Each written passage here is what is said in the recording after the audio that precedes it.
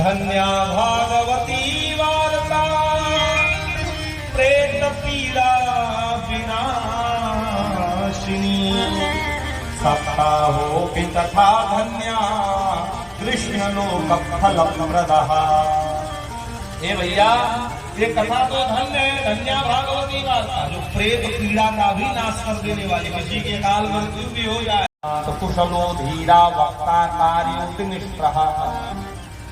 तो कहा अगर कोई विरक्त वक्ता हो अथवा कोई गृहस्थ, लेकिन हो ब्राह्मण, ब्राह्मण ही व्यासपीठ पर बैठ करके कथा श्रवण कराने का, सुनाने का अधिकारी। आजकल तो एक वो चल चुका, एक फैशन चल चुका, जिसको देखो वही व्यास गद्दी पर बैठ के कथा सुना रहा।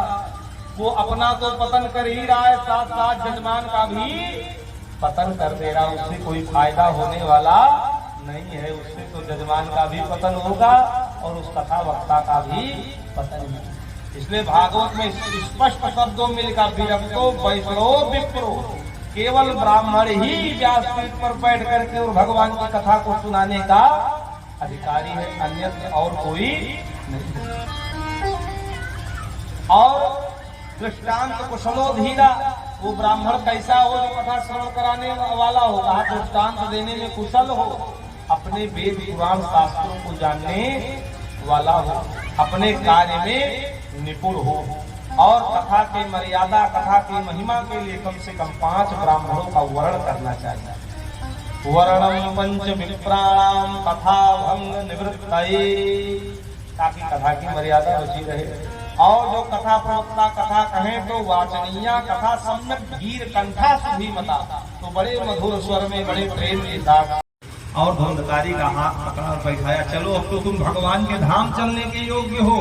जैसे विमान चला तैसे गौकर्ण महाराज ने कहा रुक जाओ, मेरे कुछ प्रश्न हैं, उनका उत्तर देते हुए जाओ। पार्षदों ने कहा महाराज आपके क्या प्रश्न हैं? तब भगवान के पार्षदों ने जब पूछा, तब गौकर्ण महाराज ने कहा कि अत्रैव बहवः सन्ति श्रोतारो मम निर्मलः अनीतानि विमानानि नापि सायुगपत्तः।